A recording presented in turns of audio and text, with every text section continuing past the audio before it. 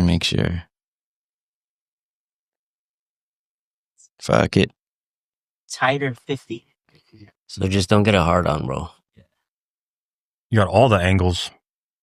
Should I just pretend like do some nice voice and shit? I can't even be that fucking annoying. All right. Can you read my shirt? Like how I like it? Just black out the Monday night. I'm gonna put it and every other day too.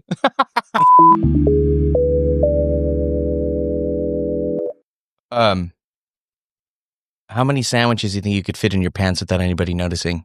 Like what? Depends on what type of sandwich, bro. You know, I was thinking about this. Like, if you guys needed some more details, like, I guess maybe your favorite sandwich. Like a PB&J. Maybe we'll start. It's gross. We'll start there. Your favorite sandwich, and how many of them can you fit in your pants? And I guess it'd be pretty impossible to put enough for people to not notice, depending on your pant style. Yeah, you're a baggy guy. Baggy guy. You're a baggy guy. Pretty baggy. I'd like to be baggy now, but my thighs are thunderous, Yeah, if you will. yeah. I would describe them as that too. Thanks.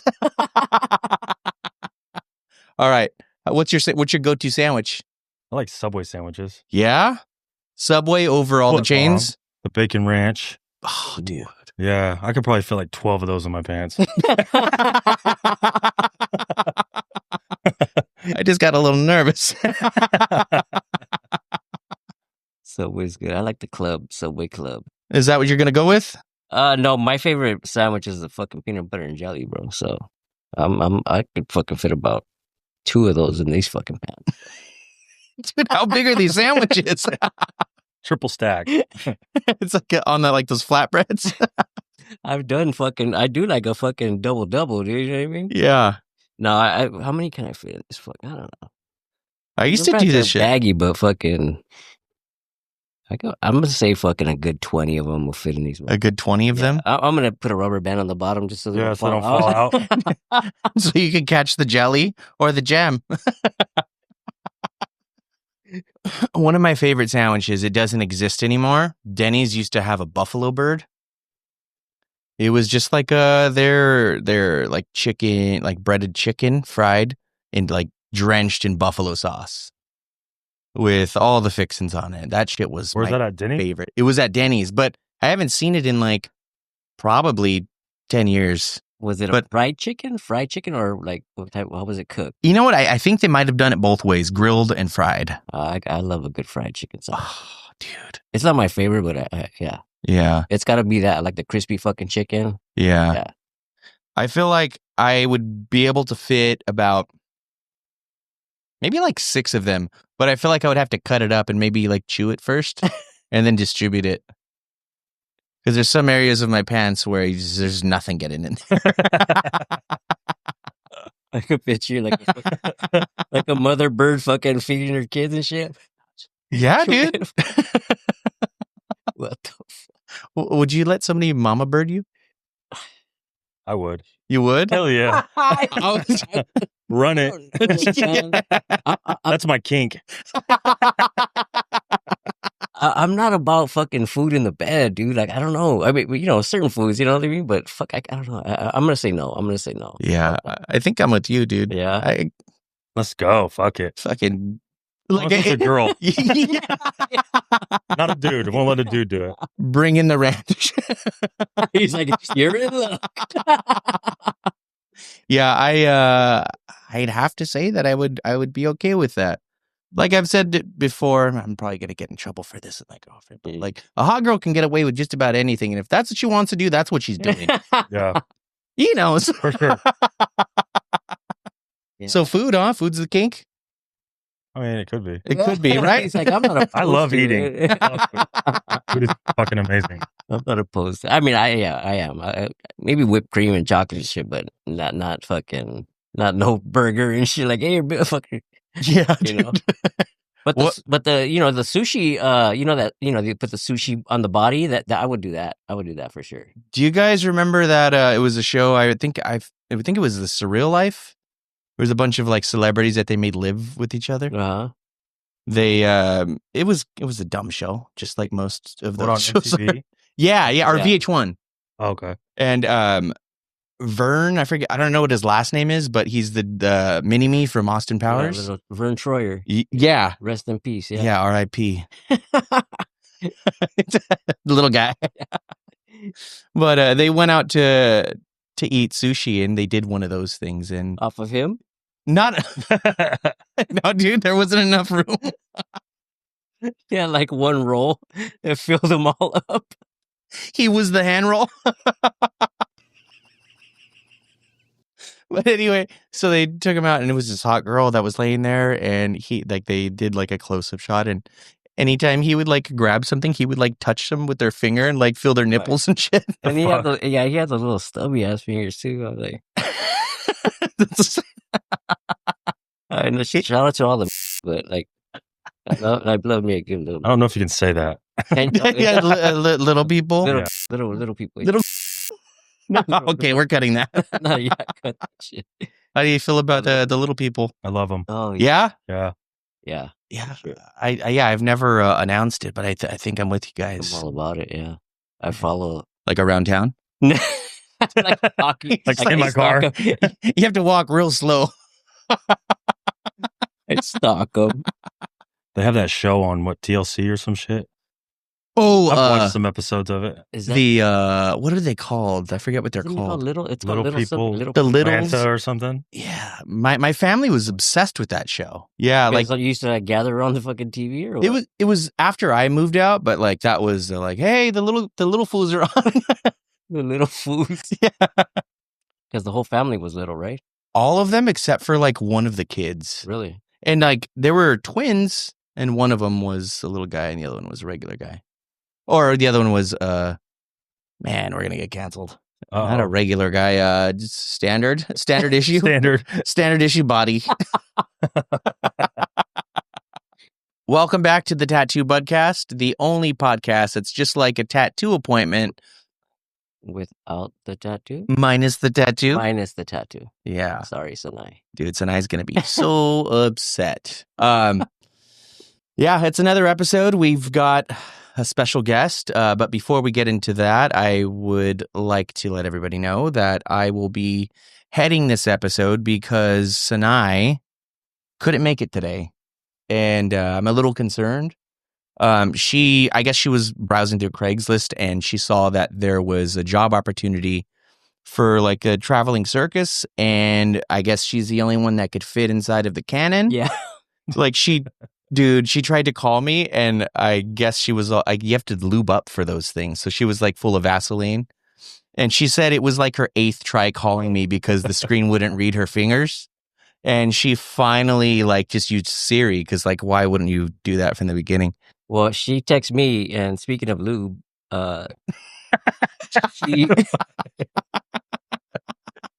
she also told me about lube, but it was It was not the circus. not the circus. I had her pin. She dropped her pin, and she was Yeah. on Figueroa. Oh no! Wow. I don't know. She was Times in are front of tough. she was in front of Circus Liquor again. Times are tough, you know. You got to do what you got to do out there. Tattooing that slow right now. Yeah. Yeah, I guess it all makes sense. She's like, I got a cancellation, but there's another slot that needs to be filled. She's gonna kill us. She's like, never again. Sorry, bud. All right. So today we have a very special guest, a 17-year tattoo veteran, 17-ish. Ish. Ish. There's been breaks. We have the one and only Eric Hare of Mad Rabbit Tattoo in the Arts District in Los Angeles. Let's hear it for Eric, everybody. Yeah.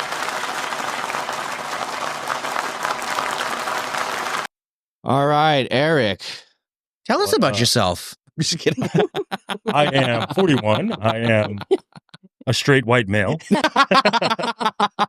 who has a fetish for sandwiches. As described. 17 years tattooing, yeah? Off and on. Off and on? Off and on. What do you mean by off and on? I did my first tattoo in 2008. Someone had given me a tattoo machine. Yeah. And obviously back then, machines weren't, I don't think they were as good. Like, Yeah. When you got them secondhand, unless you knew like a tattoo artist who had like, some good coil machines and stuff. So, Mhm. I think it was just like a cheap Chinese machine, something. But yeah, I did my first tattoo then. Didn't really want to be a tattoo artist. I don't think it was like on my list of things I wanted to be. Yeah. Because people would ask me like, "Hey man, how come you're not tattooing?" I'm like, "Fuck that! I'm a graffiti writer." Like, Hell yeah. I won't even a fucking tattoo artist. I'm gonna hit you. But what's funny is like I tattooed a girl who I was dating, and she was like, she had a lot of tattoos. She had, sleeves, and we'd go out to the bar, and people would be like, "Wow, I really like that tattoo." Yeah? And I'm like, "What the fuck? Like, of all the tattoos she has, you like the one I did?" What'd you do on her? It was just like a rose on her, like on her arm right here, and yeah, it just kind of blew me away. That was in 2008, and then in 2010 or so is when I really started seeing that it was something I could possibly do. Like the development and kind of traction. traction. So then fast forward, and then my little cousin was like, "Hey, if I get a tattoo machine, will you tattoo me?" Yeah. I'm like, "Yeah, why not, bro?" So I did a sleeve on him, and all his friends. All of a sudden, it just like blew up. You did a whole sleeve. I did a sleeve, yeah. Did you have tattoos yourself at the time? I think not really, bro. No. No, yeah. No. I didn't have I didn't much get in the I didn't get beginning. my first tattoo until I was like 26. Oh, Dang. Yeah, in prison. Dang. damn, the old school Yeah. way. You went to prison just to fucking get your first. That's tattoo. all I wanted, bro. the old shop. That's old school. Yeah. So yeah, it kind of snowballed after that, and Yeah. I was working construction and kind of doing that during the week, and then on the weekends I'd work Friday, Saturday, Sunday. I'd smoke a bunch of meth and like fucking tattoo all weekend. So you were a mathematician. Mathematician, yeah. But so like, then I started realizing that like it was something I could do, and Yeah. started trying to take it more serious. Dang, dude. When did you decide that that's what you were going to be doing? from now on? 2010, That was after you mentioned that you went away for a little while. twice. You went away twice for a little while. My family in East LA, they refer to it as vacation. When we say college, my family says. Is your college family? Yeah, we're vacation. We're big vacationers. Destinations. Yeah, we So, college a lot. You ended up in prison multiple 2 times Twice. since the beginning of you starting to tattoo. I went to prison before I started tattooing the first time. Oh, okay. Yeah, and I wasn't even interested in tattooing at that point. Yeah. I was still at that time. I was doing a lot of graffiti. I think graffiti was like my main thing. It was like my life. It's so wild to me that graffiti is such a gateway drug for a tattoo artist. It is. Yeah. It doesn't just mean that you're going to be a certain type of tattoo artist, I've realized. Yeah. There's so many different types of tattoo artists that I've met that, like, they're black and gray or traditional. It doesn't fucking matter. It was just more of like I guess, I don't know if I want to call it a lifestyle. Oh Yeah. yeah. Oh yeah. And like, it just kind of went hand in hand. Yeah. Like, I never got into graffiti myself, but like all of like a good number of the guests that we've had on the podcast, like, have all started in the graffiti world. I mean, for me, it was like when I was doing graffiti, when I started to transition over, it was so easy to do lettering, because lettering everyone wanted. Yeah. And so just to be able to freehand some lettering on somebody, that was just so fucking easy to me. Yeah, I remember when I first started tattooing, like I love graffiti too, right? Like I never really fucking went out and did it, but I fucking admired people who fucking were up there getting up. And like when I first started tattooing, that style was, it was like the 90s. So you did have a few graffiti artists that would, turn to tattooing, and you had those bold fucking lines and shit like that. It was a whole style, new school, like a new school. Right?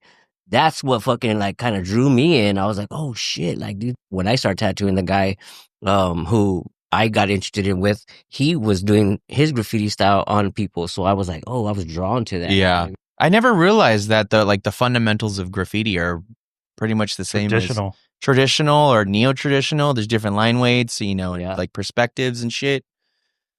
Maybe I'll get into graffiti now. Yeah, you could. I'm going to fuck up your cars. Let's see. Yeah, I never even thought that, like, I would have went into more geometric. Yeah. That wasn't where I seen myself going. I wanted to do neo-trad. Like I wanted to be, you know, or like even lettering. Like, you know, when I started doing lettering, like flocks and like sleeps. Yeah. They were like real big and shit. And like, I was more drawn to that. That's crazy how that happens. Burn out on lettering. I was like, I'm done. Yeah. I don't want to do lettering ever again. Other than the style you do now, what were you doing? Like just letters? The most, yeah. Yeah, I worked at a shop in San Diego, and it was like everyone that came in for lettering, it was like, Eric. I'm like, dude, I'm more than this, you know? Yeah. I'm a person too. Better than this. I can do more artwork. Like, but it is an art form. It's like a very, you know, and it's not, and I guess later on I've realized too, not everyone can do lettering. No. Yeah. Like not everyone can write, you know, fancy cursive with the whips and stuff. And so It's like, a fucking thing. it took me later on to realize that like, I might have been good at it, but you know, like, so. When I started tattooing, bro, there wasn't a lot of people who wanted lettering. You know, it wasn't a big thing. Like people, like now you get tattooed, you see people with whole fucking back pieces or whole, you know, with just lettering but back then, bro, you would get a few people in that would maybe get a name or something, but not like it how it is now. Yeah. You know what I mean? Like it's big, you know, it's just like your style. You like the mandala stuff, like that's a fucking thing, bro. You know what I mean? Like it's made its fucking way in the system, you know? I just imagine the people coming in always saying he was a lettering guy, like, oh yeah, I'm looking to get some lettering, and he's just in the back of the shop. I know. Basically, I mean, it gets to a point where you're doing so many names per day that you're like, you just get tired. You feel like you're not being challenged. Yeah. Yeah. You know, and then they're all kind of wanting the same thing. You know, it's like, I guess that's kind of what happens with tattooing anyway. They see your portfolio and they're like, I want to stick with this. Yeah. Instead of like, oh, I see that you're pretty good. Can we do something crazy? You know? Yeah. And so I never felt like I was being challenged. I want something different. Yeah. They love that word. Yeah. But then they want to go right back to the reference. Yeah. From different, but like, can you keep it like this? Like, I had that happen not too long ago. Yeah. A guy had came to me with a reference photo of like another geometric artist work in California. Yeah. And he's like, yeah, man, I want something like this. You know, I'm gonna let you, you know, full creative, you know, creative control or whatever. I'm like, okay, cool. And so I designed something similar, you know, whatever, but it was more of my style. Yeah. And he's like, can we change it just a little bit? I'm like, sure. So we start to change it a little bit more, change it a little bit more, change it a little bit more. And before you know it, dude, it was the same fucking picture. It was the same. I looked at it and went, bro, this is the same fucking thing. I go, if you want this tattoo, go to this artist. Yeah. Like he's in California. He's in Oakland. Like go up there and get tattooed by him. He's dope. He'll be able to do that tattoo better than me. Like, what the fuck, I meant bro? change it back. Jeez. And we've talked about it a lot on this podcast where they go to you and they let you know, I'm here because I like your style, and you know, I give you full artistic freedom in the design, and then it's like you do your thing, and then it's just like, well, I was kind of thinking this. I was kind of thinking that, and it's like, yeah, you said. Yeah, you said. Hey, you said, fool. They get stuck on a fucking picture that they see online or whatever, and it's like, okay, I want something like this. And then you're like, all right, I'm not going to do it like, because I've always been one that like, all right, I'm not going to do the exact fucking same Never as somebody else you does. can't. You know what I mean? Like, yeah. I mean, that's disrespecting the artist, you know, and fucking, so it's like, nah, let me switch it up. And then most of the time you get those people that are like, oh, fuck, I love it, right? You know, whatever you come up with. And then you have those people that just can't budge. No, dude. They will not just budge. Fucking no. But I don't think that people who aren't artists understand that taking someone else's art. I think there's a part of like integrity that they don't know about. Like they don't understand. Oh, it's just, this is what I want, and it's my money. And but I'm like, if that's who you like, get tattooed by that person. Yeah. Go fly to New York. Go fly to Florida. Like, make a trip out of it. Man. It's disrespectful to the artist that originally created it and tattooed it, and also to the client that got it, because they paid but for whatever, you know, the price was for a custom piece that nobody else will have. But now somebody else has it. It's so slow right now. I'll do it. I was just going to say, but just throwing it out. So everyone who's listening, if you have any fucking designs that you want to get this tattoo, I will do it. Like, books are open. Books are open. I have 2 appointments right now. Oh, yeah. You work at Mad Hatter? Mad Rabbit. did you choose it based on the name because of your last name? No, people say that. Yeah. No, he's like, and quite frankly, I'm tired of fucking hearing it. No, I just it's a pretty big name right now. They're big in the industry. Yeah, man. You see them in all the stores. I've seen it as an opportunity for growth. Fuck yeah. Yeah, I love it there, man. Like, they're fucking awesome. The whole crew is tight. Like, yeah. It's fucking awesome. Is it a walk-in shop or not really? No, it's mostly everybody's appointment only. Right on. It could potentially be a walk-in shop. Yeah, I mean, there's definite. There's just walk-ins aren't a thing anymore. Yeah, man. that's the culture right now, right? Like, it's just not a thing. Yeah. Yeah, everything's fucking Instagram. People just message you. Yeah. Hey, do you have time? I just want to get tattooed today. If that happens, and that's like the new walk-in. Yeah. How do you guys feel about that? Do you prefer it this way, or do you? I prefer appointment only when I'm busy. Yeah. Yes. But now that like things are kind of slower right now. Yeah. I'm kind of like, damn, we're the walk-in. Give me all the infinity signs. Where's the lettering, bro? Remember, I'm the lettering guy. Yeah. So yeah, it's I don't know. I like working there. It's fun. Yeah. It's a cool environment. The whole crew is cool. The owners are fucking awesome. They're good people. And so, I've worked at some places where people are pretty shitty. Yeah. They're fucking more concerned with money and more concerned with pimping you out. That like makes all the difference in the world. If the owners are, oh yeah, for sure, their intentions are clear and pure. Yeah, because like a few months ago, I was struggling real bad. I was going through some shit, and the owners would like check in on me, man. Like, hey, man, you need anything? Come talk to me. And that doesn't happen. You know what I mean? Like, nowadays people are like, oh, you're fucking up, fired. Yeah. You're having a hard time. See you later. Goodbye. You're not making us money. I feel like that's with any job, right? You want to walk in, you want to feel fucking comfortable. You want to, you know what I mean? You want to feel proud to work there. Yeah, and you go into work and you're just like, fuck, I got to go into work. Yeah. You know what I mean? And that's maybe, it's happened with tattooing. You know what I mean? Like, fuck, I got to go see. And a lot of the times it's who you work with, right? Yeah. Oh, this fucking guy's gonna be there. You know what I mean? Yeah, and what does that do? It'll kill your inspiration, your drive, your focus. Like that shit is not cool. No. Everybody's got to be cool. You know what I mean? Like, leave your fucking problems at home, man. Like, this is like we come here to fucking escape. This is our fucking happy spot, right? You know what I mean? Like, I get it. Everybody has their shit. You know what I mean? And I felt like I had more problems in walk-in shops, though. Yeah, that's where there were like knuckleheads that were like, this is my walk-in. As far as, you know what I mean? And there was more beef and more drama, shit coming up missing. And I feel like when you like kind of graduate to like a higher level, not saying that I am, but I'm just saying like when you're working with people who are more, that there's a different level of respect. Yeah. It's like no one's stealing your ink, bro. They're buying their own shit. Yeah. I've been fortunate enough to like all the shots that I worked at, there was nothing like crazy. There was some shit that happened. A lot of it didn't involve me. Some of it involved me. Yeah. Most of it involved me. It always involved me. I was always the I was the problem. But if everybody's on the same page, everybody gets along, like it makes you fucking excited to go to work. Yeah. Like there was this one period of time where we were, dude, I mean, maybe we had too much fun, but it was just a fucking fun shop. Oh, yeah. Like I was. Yeah, I think you got to go through those fucking times too, though. Right? You got to experience the fucking tattooing as it was, right? You know what I mean? Like, the fucking party days, and like you said, you elevate yourself, right? You know what I mean? You fucking have those times, and then you're like, all right, I better fucking straighten the fuck out, or else I'm gonna fucking hit the wall, right? Totally. And you just fucks with your artwork as well, man. You know what I mean? Like it fucks with your tattooing if you're fucking partying all the time. If you're doing this, and so like you gotta fucking talk to yourself, man. All right.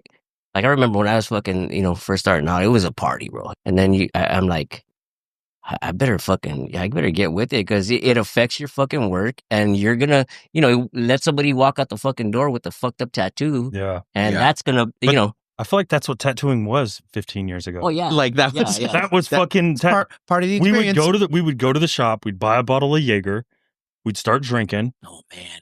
I'd get some meth. There'd be hookers. Put it in the Jaeger. We'd have guns, we'd be fucking acting crazy.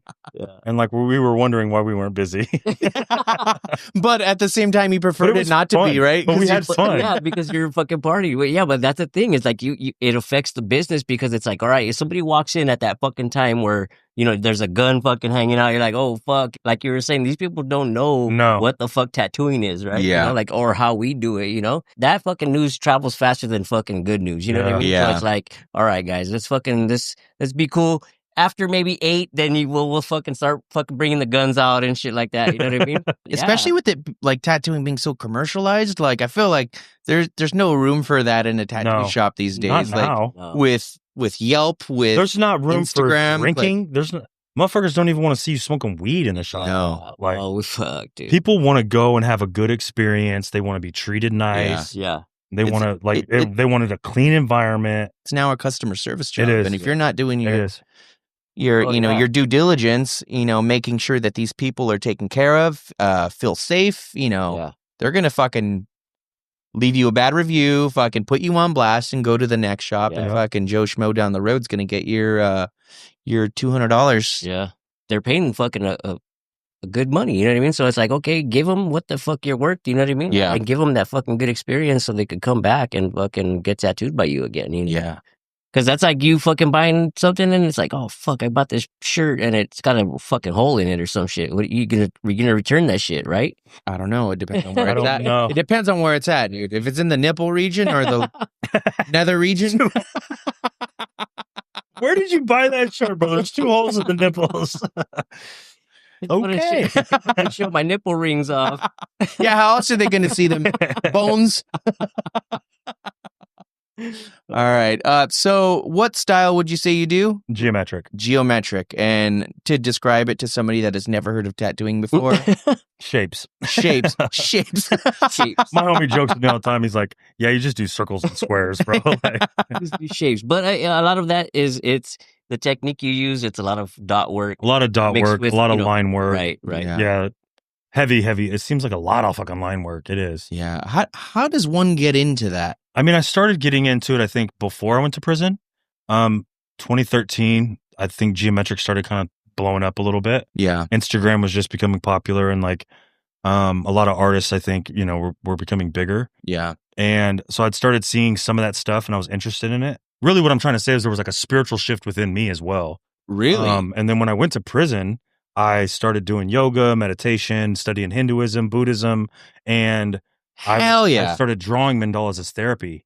Not even thinking I was going to tattoo because my goal when I got out was not to tattoo. I didn't want to tattoo. I wanted to go to school, be an art teacher, teach kids like how to paint, how to draw as therapy.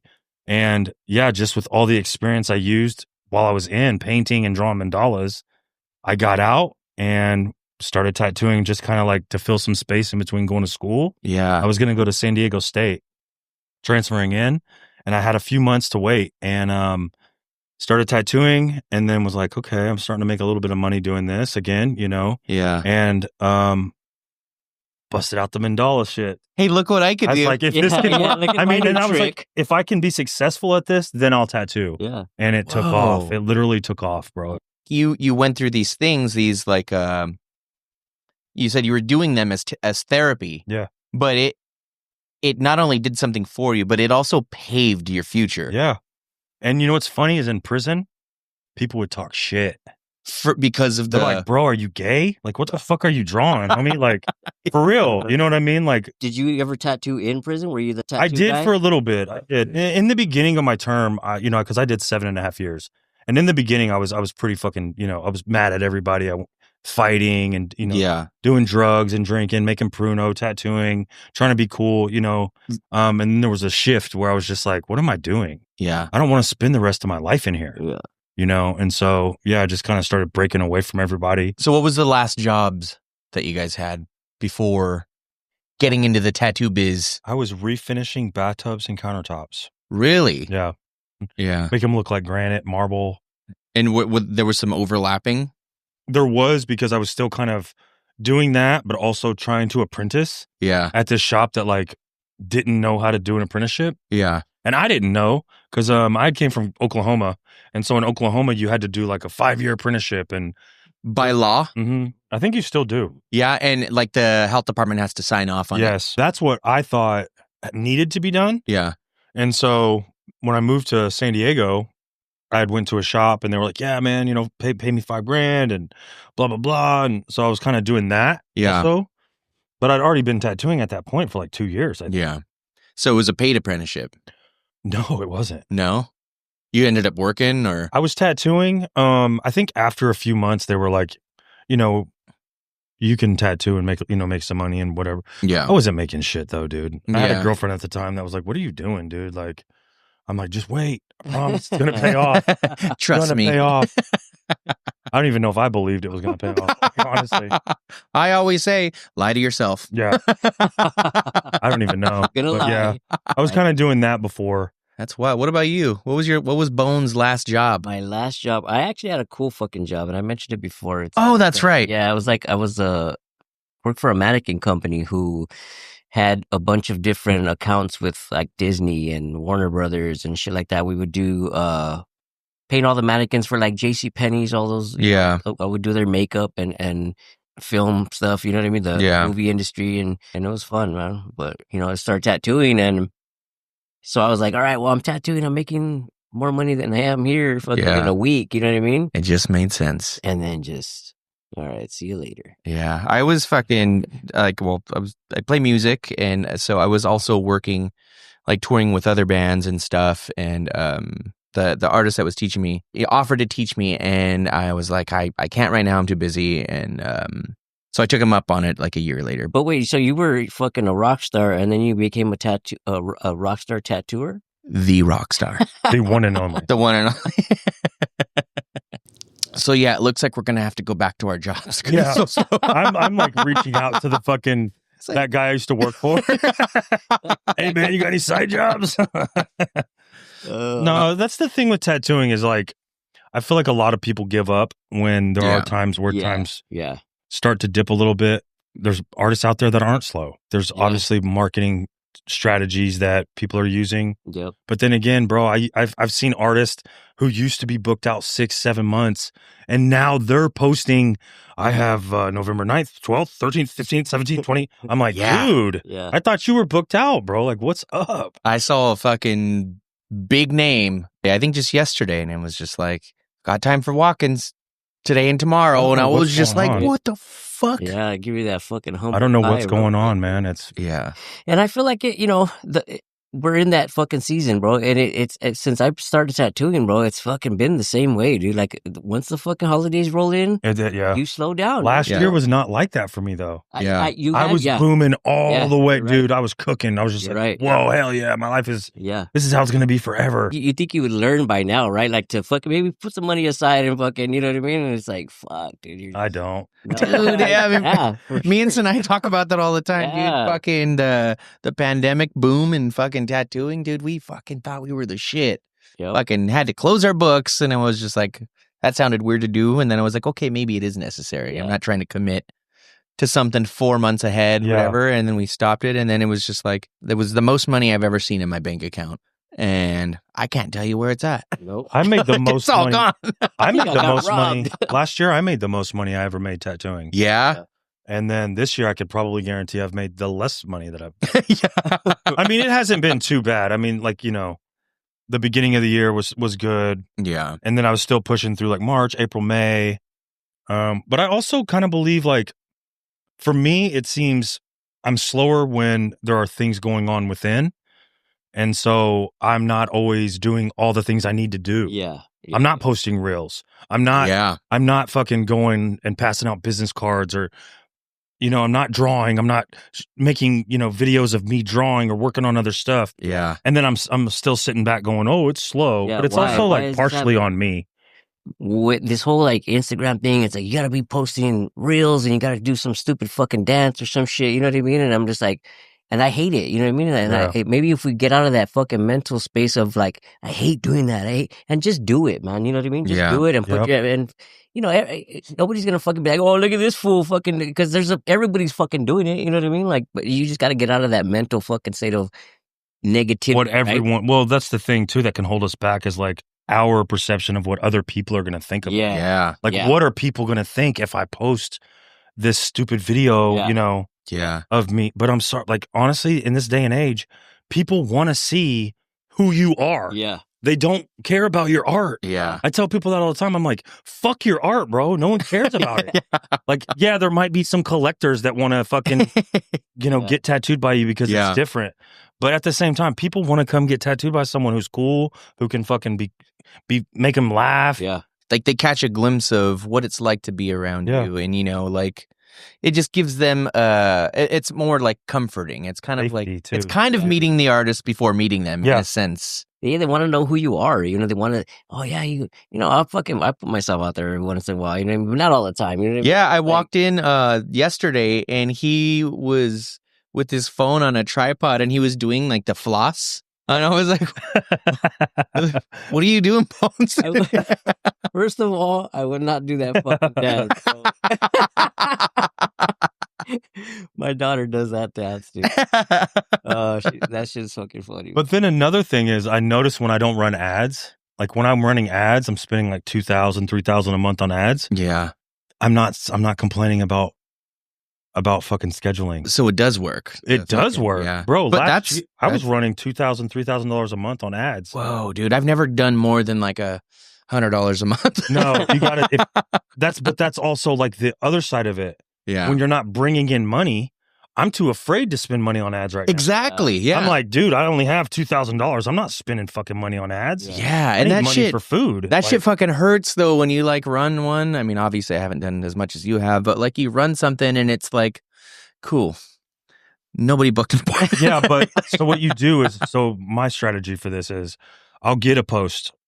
I'll run an ad for that post. Yeah. I'll watch the stats as it's running. So I'll run it for like 5 days. Day 3, if it's not doing well, I pull the ad. I'll run another one. Oh. So you could use that and jump it to another post and continue the budget? Well, once you stop that ad, it's done. So like if I run the ad for 10 days at $100, it's $10 a day for $100, right?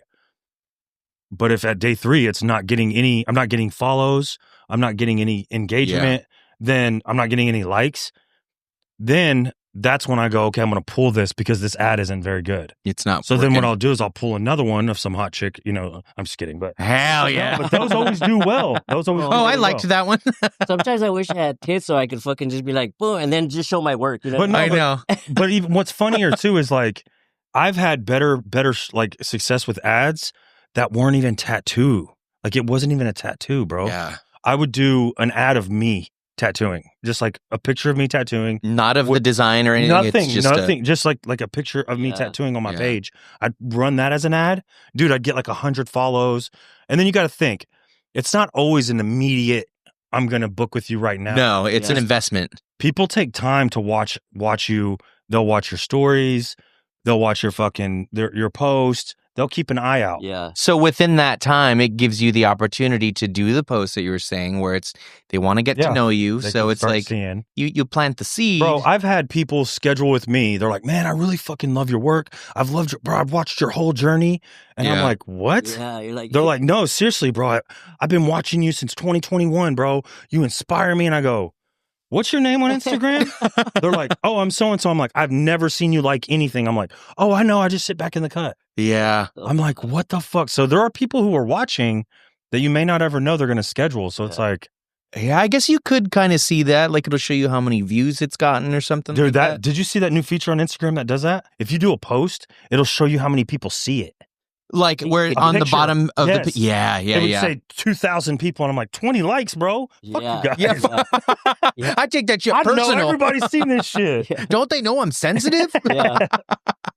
Sometimes I'm just like, you know what? I just post it and leave it, dude. I don't fucking go back and see who's, because then it's like, dude, it's hard not to, bro. It's hard not to. It's hard not to go, who fucking likes this shit, bro? Dude, you're like, I see you watching you. The sickest fucking sleeve I've ever done. It gets fucking 20 likes. I was just about to say, dude, there's nothing worse than fucking like just believing like, oh, they need to take the likes. This one's gonna They need to take likes off of Instagram. Yeah, they do. They should take it off. Yeah, and then it's like fucking, you post something stupid, and then that everybody's commenting and everybody's fucking like, I'm like, what the I went through like this little phase last year where I was posting every day for like 60 days or some shit. Yeah. And I was doing reels, but I was doing the dumbest shit I could think of. Yeah. Like, should a tattoo deposit be refundable? And then I just post a video of like of me tattooing or something, you know, not within context of the question, just some no context, not connected, but just a caption that says at the top, bro, those videos did 800,000, 900,000. Fuck? What the heck? I post the best tattoo I've ever done in my whole life. 2 views. My mom says hi. Like,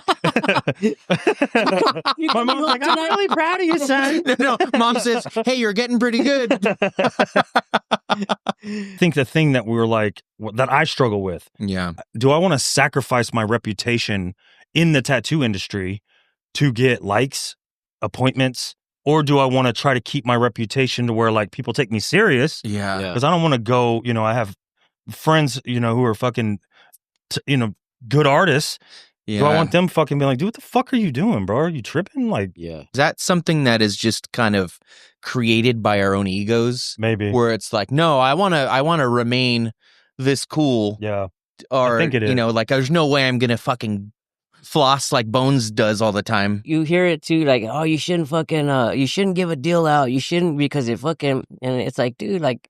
But hoes gotta eat. Dude. Gotta, but I mean, that's the thing that I was saying. You can run a deal, but when you start doing that too much, those people are sitting there waiting for those deals, bro. Yeah. Instead of saving and going, oh, I really want to get tattooed by him. They'll wait till next year and go, oh, let's just wait till he does that little special. It's like the Friday the 13th when that shit comes around. It's like you see all these people with just small little fucking tattoos of 13s and shit. You're just like, oh, they just wait. Yeah, they do. Wait for that fucking day. Those people, man. Those people.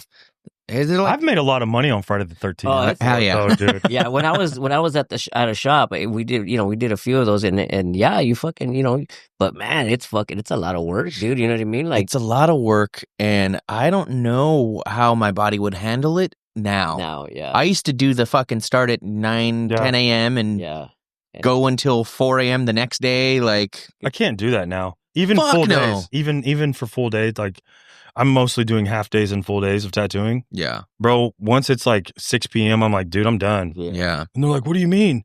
I'm like, man, my body, bro. Like, my body and my brain, I just can't handle it. My mind is telling me no. Yeah. My body. Yeah, that's and you fucking your eyes just start bugging out. You're like, oh fuck, dude, I'm done, dude. But on that note, you do some fucking large scale big shit like the video that you just posted recently. It was like the guy said, "Do whatever you want." Yeah, that's exactly what it was. And full sleeve fucking wrap. Yeah, I did the stencil in one fucking the whole sleeve. Yeah, we'll drop the clip in the video, maybe right here or somewhere. Right there. There it is. Like at the fucking zoo where they put the animal in your hand and shit. So the thing, what's cool about that is that I went to Portugal last year and took a stencil workshop. I don't know if you've heard of Black Symmetry. No. He's a geometric artist. He does bodysuits. You went there for I flew to Lisbon, Portugal. Whoa. And I've been there. I was a part of I was part of a seminar. It was a 3-day course where he teaches you how to do large scale stencils. And yeah, I've been using it since I got back. I mean, I think that was like one of the main things I brought back from that was applying a stencil like that. I would fucking say no if somebody asked me to do that. I usually will take, especially now. If somebody wants something out of my wheelhouse, I'd be like, yeah, I could do that. Like, but something like that stencil alignment, it's all geometrical designs, like geometry, and that shit sounds fucking scary to me. So when you say you did the outline in one shot, because you do a lot of dot work, so are you doing? I didn't do any dot work on this one. Or just line work? No, this is actually going to be something different. I've been wanting to branch off into like a different direction. Yeah. I don't want to keep doing hexagons and flower of life. I love it, but it's like, I'm getting tired of it. It's just like, I'm getting bored with it. Yeah. Right? So with this piece, it's going to be color, but it's also going to be like a lot of black. So it's just going to be different, something different than I've ever done. Fuck yeah. To try to kind of push to see if I even want to go in that direction. Right. The thought of working on one piece, especially so repetitive like that, like for an entire day, like fucking, I don't know if I would have the capacity to do such a thing. I feel like that's the only thing I can do. And has it always been that way? No. What's funny is when I went to prison, that's when it shifted. I always grew up thinking graffiti, right? I come from a graffiti background. I walk up, spray some shit, I'm gone. Fuck yeah. That's it. And then I know that it's not going to last. So I never had a lot of I didn't think painting took time. I didn't think I needed, or I'd do a piece, a mural, whatever, at the most one day. We work on a wall for one day. But like it shifted when I went to prison and started doing more fine art. Like I was doing portraits. I was doing, like the mandalas, huge mandalas that were taking me 80, 90 hours. Holy shit. And so it kind of showed me that you can put, a lot of time into something. And, obviously with tattooing, it pays off. Yeah. Yeah. That's where the money's at, bro. Like I did really well last year because I was doing a lot of sleeves, session work, a lot of stuff that's full day. I don't know if maybe I missed it because I was trying to think of the next thing to say, and it's a little tricky to be the only host. I'm fascinated by the dude's story. I'm just like, damn.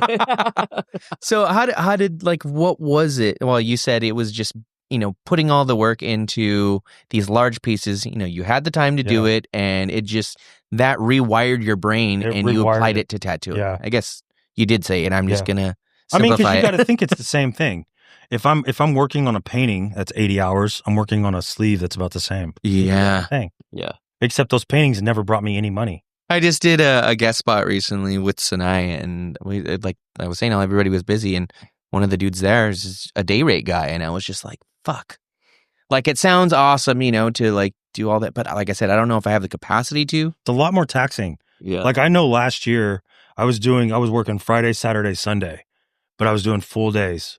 But by Monday, dude, I'm incapacitated. I can't do anything, bro. Yeah. I'm in bed. I don't want to go out. I don't want to talk. I don't want to hang out. I don't want to do shit. I'm in bed. By Tuesday, I'm starting to feel a little bit better, but I'm still kind of like, And is that a 8-hour day or what? Yeah, 11, usually 11 to 6. Yeah. Fuck. No, it's usually 7 to 6 because I wake up at 7 or wake up at 6, start working on the design. Yeah. You know what I mean? Then I get to the shop, I set up, I get everything ready, I start prepping. But the tattoo part of it is only 6-7 hours. We were talking about watching your page. You had a couple of quick draws, like 30-second. Yeah, 30-second mandalas. Yeah, dude. Yeah. When you're doing a full sleeve, how do you prep for that? It's funny because I feel like when I design the full sleeve from start to finish, and then I show the client, they're never happy with that. So what I've started doing, when they come to the first appointment, that's whenever I'm like, okay, cool. Here are the designs that I have. Yeah. How what are you thinking, or what am I thinking? And it's kind of like a push-pull kind of thing, Got it. Sometimes they're like, hey, I don't care. I've seen your work. It doesn't matter. There are other times where they want to dictate the whole process. Right. And so I kind of got to find that happy ground where I'm like, okay, what you're wanting isn't a bad idea, but that's where I was like 10 years ago. Yeah. You know what I mean? With my artistic ability. And so you kind of have to learn how to talk to them in a way that's like, yeah, I do think that's a great idea, but what if we do this? Yeah. And then you explain to them the reasoning behind that, not that it's a shitty idea and they suck at everything. Yeah. When you see something, like, I know for me, not all the time, but a lot of it's repetitive fucking, patterns or whatever, but how do you go about, what is your IC, right? Cause for me, I'm like, fucking, we're two different types of artists, bro. You know what I mean? So it's like, how the fuck do you come up with all these things? You know what I mean? Like, or just placing them and making it look fucking. I mean, it's just, when I first started doing geometric, I didn't know anything about how to place what, where, and it took me a lot of, a couple of years before I started feeling more comfortable. Like, I didn't do my first sleeve until 2022. It feels like mandala stuff is like, it's all geometric, like symmetry, right? Like fucking, but then you put these lines in that break it up, break it up, like some of them aren't even straight. Like it's fucking, and so it's, to me, it feels like the chaos around something, right? That's the way I saw it, like it's chaotic outside, but then when the inside, it's like fucking, peace or whatever the fuck, more zen-like, I guess. I think the hardest part of doing geometric is getting something symmetrical and something that's not. Yeah. Getting it to wrap around the body. I can't even wrap my head around it. It doesn't look weird. I've found it easier when I'm doing larger pieces. There's not a lot of room for the client's opinion because I'm like, look, that mandala cannot be smaller. It's different if it's one mandala. Yeah. But when you have a mandala and then you have geometric patterns and you have another one and they're all kind of working off each other, no, that mandala needs to be that size because these patterns are going to be this size and this is why. And if you shrink it down, there's so many. If you shrink it down, then it's in 10 years, it's going to look like a blob. I love it, man. I love tattooing geometric. All of that sounds so overwhelming to me. It almost sounds like a different language that I don't understand. Yeah. Day rate. You prefer it that way, or would you rather not? Man, you know what's funny is I go back and forth. Like last year, doing day rates, obviously it's lucrative. You make good money, you're doing well, but it's also mentally draining. Yeah. You know, I miss the days now. Now I'm like looking back going, I miss doing those little bangers where I go in, I do a fucking little 2-hour tattoo, make $600. Like, yeah. I don't know, man. I don't. Your portfolio, like it's dope. You know what I mean? Like to have those large pieces that people could check out. It's branding. And when I decided to do full sleeves, that's kind of what I wanted. There are times where I'm doing smaller stuff. I don't post it. Yeah. I don't feel like I need to post every little thing I do because it doesn't fit the brand on my Instagram. Yeah. But it's also, I think, even harder to schedule during the slow season where, you know, someone doesn't have $2,000 right now because they're Thanksgiving, they're going to see their parents, so they're going to go buy gifts for their kids. But with it being like draining, like you were saying, you know, like taxing, right. What does a day look like for self-care for Eric? I like hiking. Yeah. I like to do yoga. I like cold plunging. Fuck that, dude. Yeah, that shit sounds badass. so scary to me, dude. Cold plunging is so dope, bro. Like go to the sauna. I've cold been wanting plunge. to try that shit, dude. I know I'm gonna fucking freeze my ass off, but yeah, I couldn't even do the ice bucket challenge, dude. I've done meditation before too. You know what I mean? And I feel like because you got to do your breath work, right? You know, when you're in that situation, you know, fucking. So the breathing it helps. You know what I mean? To like just fucking calm your mind and feel that cold. You know? Yeah. You know, you're sober, so you understand. Yeah. Drinking and drugs. Doing a cold plunge, you will feel 20 times higher than you've ever felt doing any drug. I'll be right back. Let's go. We got some ice back. No, I'm not kidding. But so this place I go to is in Venice. You know, you have like an hour and a half. It's like $50. You go into the sauna. You sit in there for like 10 or 15 minutes. Yeah. Then you do the cold plunge for like maybe the first time you might do 30 seconds. But after you start getting used to it, then you do 3 minutes. Then you go back in and you just keep going back and forth. Oh, for real? Yeah. And I'm telling you, bro, every time I leave there, I feel better. I feel more just like sharp. I think cold plunging releases like 200% dopamine. Like, whoa. More than any drug you could ever do, bro. I've done a lot of drugs and I feel higher doing cold plunge than I've ever felt doing a 1/4 ounce of cocaine. God damn. Yeah. Hey, bud. Hey, bud. What's the number one question all tattoo artists hate being asked? How much for a medium tattoo? Like, what is this? A burger combo? Don't you always just want to ask them what the fuck is a medium tattoo? Yeah, I scream it in my head. Don't you wish you could just put it on a shirt so you didn't even have to say it? I wish I could do that. Well, look down, bud. Whoa, check it out. For the first time ever in Budcast history, in honor of our first birthday, we have these beauties available. Cut that stupid conversation right in half and get to the point. What the fuck is a medium tattoo? Purchase yours today by clicking the link in the show notes or in the bio of any of our social medias. And thank you in advance for your continued support. Yeah, so do yourself the favor and support us. Yeah, you could accomplish a lot of things with like thought, I've realized. Yeah. Like things that like, I don't know, as simple as like pulling out a nose hair or something, you know what I mean? It's like, fuck, I hate this shit, but like, hey, let me think about this. I'm going to accept this. It's not a big Kinda deal. like when I got my Getting blackout, tattooed. my blackout, I had to really go through some like, man, this honestly, cold plunging ain't shit compared to that. I felt like I was dying. I was going through like a spiritual death. Like there was one shot too, or no? It took her 3 sessions, but it was because of me. That thing's fucking solid, dude. Dude, it fucking hurt, bro. The cracks in it. Yeah, that from just scarring? So that was from me not healing. I didn't do what she said. It almost looks intentional. You know, she's seen it not too long ago, and she's like, "Yeah, we need to touch that up." And I'm like, no. maybe some other day. I think the mind, your fucking mind, it's powerful. It could work against you or it works for you. We've all been there, bro. It's like fucking just a thought could take you somewhere, Yeah. right? Like, and it's hard to get out, bro. You know what I mean? Yeah. Like, it's hard to fucking turn that shit around, you know? No.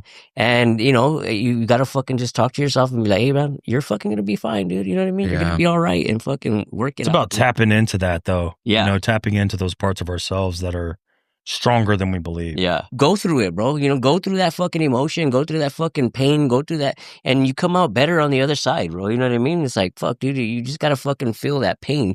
Don't don't run away from it. You know what I mean? Like, Yeah. just fucking face I it. like running. I like it. Yeah, dude. Yeah, fucking, it's easy. It's easy to run, bro. You know? I know. It's Fuck yeah, it's easy shit. It's hard to fucking just stay Yeah. there and be like, you know what? I'm gonna be fine, man. It's just a fucking Face it. phase. Yeah, it's a phase, and fucking we'll be all right. But sometimes it doesn't feel like in those moments. It's oh gonna yeah, be a no, it phase. never does, bro. It never Like, does. It feels like it's the end of the world. Yeah. Yeah, there are times like in my life where I've went through some, you know, deep emotional shit, and I'm like, I'm always gonna feel this way. Like Yeah. a fucking, Yeah. like fuck. That's what it feels like. And- It and- feels like your world is fucking literally crashing down, and like this is Yeah, is it. Like this is the way Do you it think is it's now. with that? With like, do you think it's just because I'm an artist? You know what? I wonder, I bro, thought that because too, bro. I you thought I'm like, that- create is it the because I'm a world. Yeah. fucking emotional artist that I always take Yeah. everything to the extreme. Like, you know, Yeah. I'll go through a breakup. Oh my God, I'm never gonna fucking Yeah. recover. We have imaginations, and they're much more colorful and wild than the standard And it's- Because person. we're an artist. And it's So- always gonna be the worst fuck. It's like the worst fucking thing. Like you're always thinking the worst shit. Yeah. Like, you know what I mean? Like, oh, I'm never gonna fucking come out of this shit. Or, what the fuck is going on? Do people like my shit? Or why am I not? Yeah. It's like, no, dude. Like you're fine, bro. Relax. Like don't you? But we just go there, bro. You automatically you're just like, Yeah. fuck. Art is very emotionally driven. It is. So it's like, and I feel like that is like most tattoo artists that I know are like, well, at least my girlfriend tells me, she was like, I have this theory that all artists are very emotional, and I don't even know what the word is. You but know what it is, bro? It's we Deep.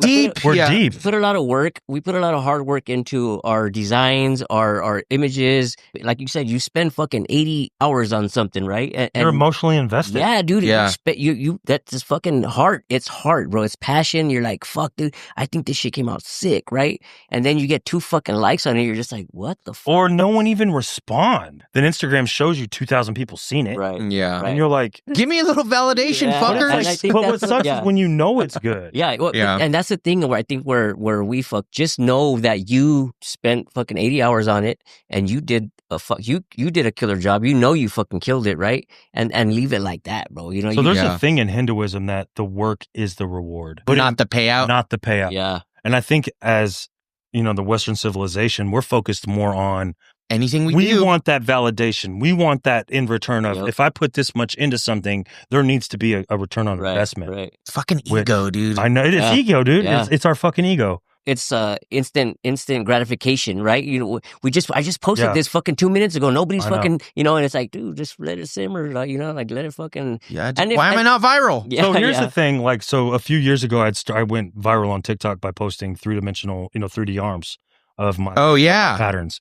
So I have like 400,000 followers, right? Overnight. Whoa. And so shit. what was funny is I've been posting these sleeves for over the last few years.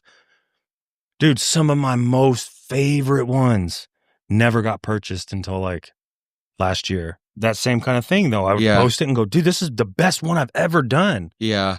And nothing. It'll have 9 million views, bro. 9 million Yeah. views on a video. Nothing. And then out of the blue, someone will message me and go, hey, I like this. Can I get this one? Yeah. And I'm like, what the? Sometimes we just Yeah, gotta, you like I Yeah. said, fucking wait. let it simmer, bro. And, Like, and it's back to what you were saying in Hinduism. It's like the creation itself, the composition was the yep. Yeah. reward. And everything in its timing, bro. Everything Yeah. in it wasn't supposed to happen then. I know. Maybe you wouldn't even fucking. You would use that money for drugs. Or So whatever the what's fuck funny, you know what I and mean? this is what's a funny story, is that I had scheduled an appointment for this full sleeve that I ended up doing. Mm-hmm. I had designed the sleeve in 2021.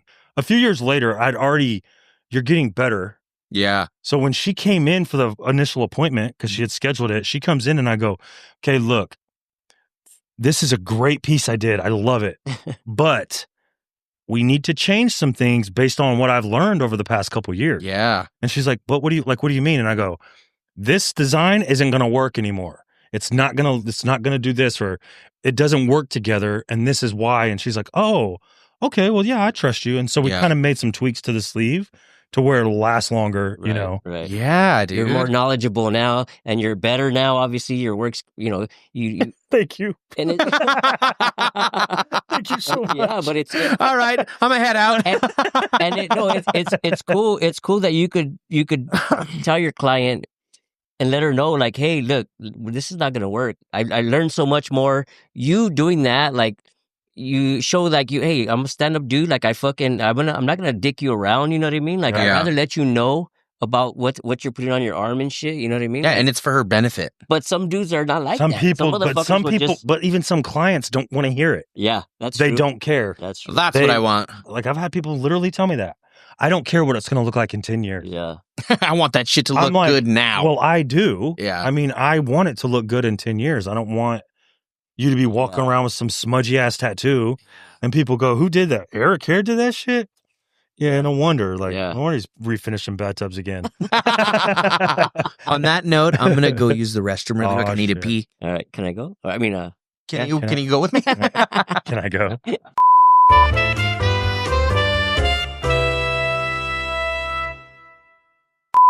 You hear nothing, Jake? You didn't see nothing, dog? Imagine Jake did it. He's like, he did walk out real quick. He did. All right, so we took a little break. Yeah. Who's even out there right now shooting guns, bro? Exactly. So there, apparently, out like around the corner, somebody shot at some kid, got him. I mean, he seemed to be okay. He was standing. 12 shots. Damn, nice. dude. They didn't unalive him, though? They did not. It appered they did not. But, man, the law had some run-ins. Oh. Maybe this is the perfect... Oh, yeah, definitely. Hopefully he didn't shoot anybody like that. No. But I don't think I've ever shot anyone. You mentioned it early in the episode. You did some prison time, and you tattooed in there. I tattooed in prison a little bit, yeah. Yeah. I mean, it's kind of like when you're an artist in prison and you're in a prison with people who pretty much gangster, you know. I don't know how else to say it. But yeah, it's kind of like mandatory. You have to tattoo. Yeah. Like it's mandatory for everybody to tattoo, or if you have the ability. If you have the ability, especially me going, yeah, I used to tattoo. Yeah. Oh, nice. Yeah. Come with us. You're not a tattoo guy. Yeah. You're now. Yeah. So I tattooed a little bit in the beginning. Okay. Like I said, I was getting in a lot of, I was mad at the world, bro. I'd gotten hit with 9 years, 85%. Fuck. And there was just no hope. I just felt like hopeless. Yeah. And so when I first went in, I was very, violent. I was very, still using drugs, drinking, and I was tattooing and trying to be cool, you know? Yeah. Were you by appointment only? I was gonna say, like, so what does that look like? But you know what's funny is it was fun because, when the first yard I hit was a dorm, and so I'm in a dorm, and you got a guy looking out, and you got the beds are being covered with sheets, and like you're in there tattooing, and it's just like you feel like you're getting away with something, knowing that you're doing something bad and you could get caught. Something exciting. It was fun, man. Talk to us about like what you use, your materials, like what to. You make a tattoo machine out of you get a CD player. You get the motor out of that.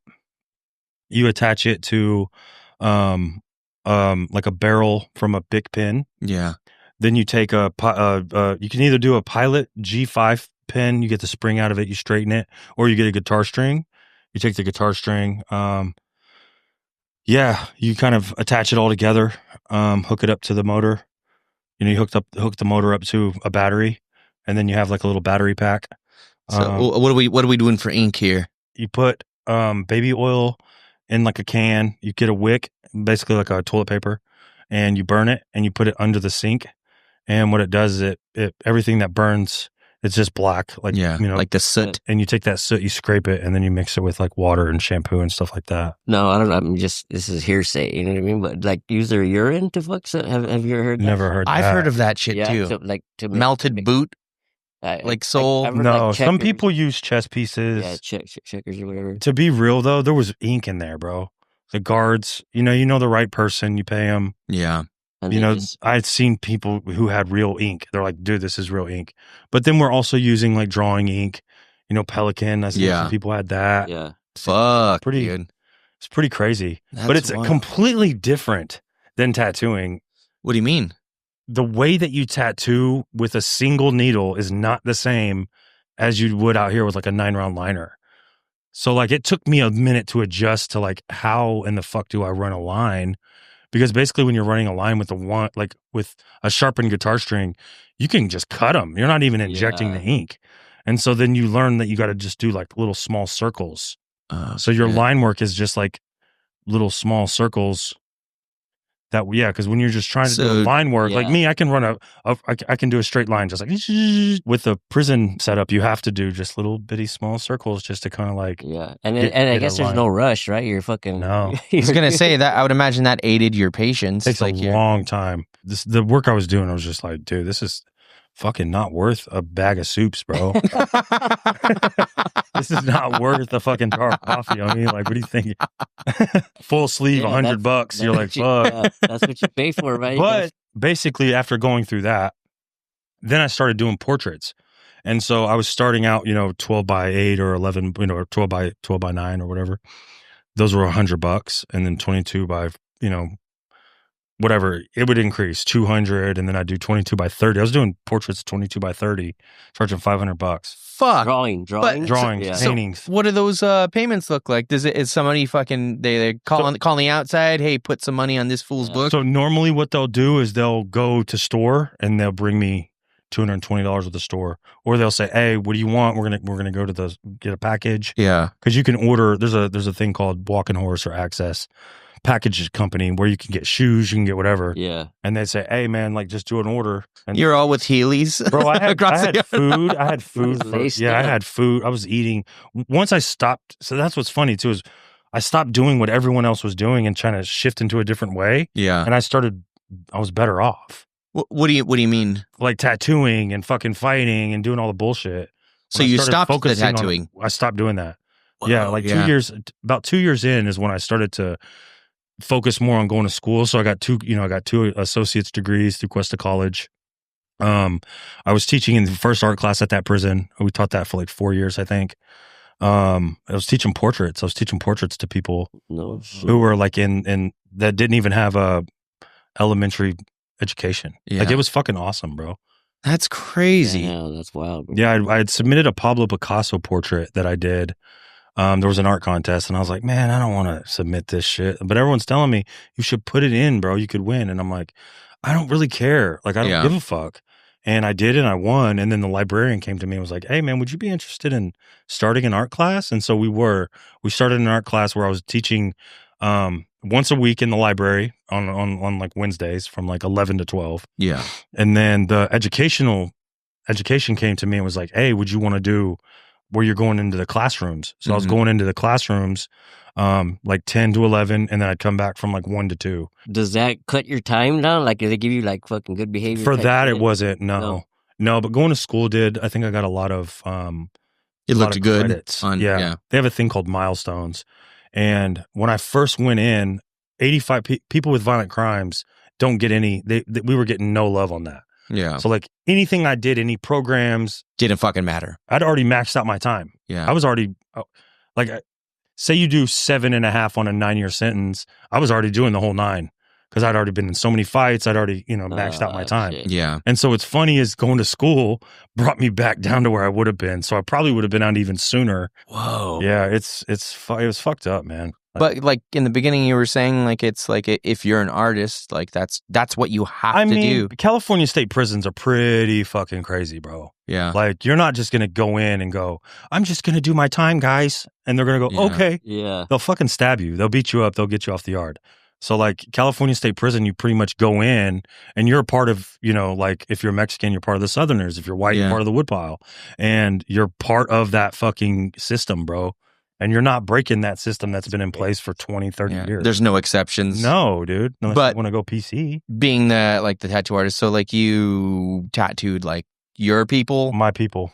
And only, so everybody kind of had their own artist? I do believe I was able to tattoo some Southerners though. Yeah. Yeah, there were some Southerners I tattooed because the Southerners and the whites kind of, they run together. What happened when you said, "Hey, I'm not going to do that no more. I'm not going to tattoo anymore"? Did they fucking get upset with you? Or? Not really. Honestly, there was so many things changing in the prison thing that like once they see that you really are, trying to do better. I found loopholes.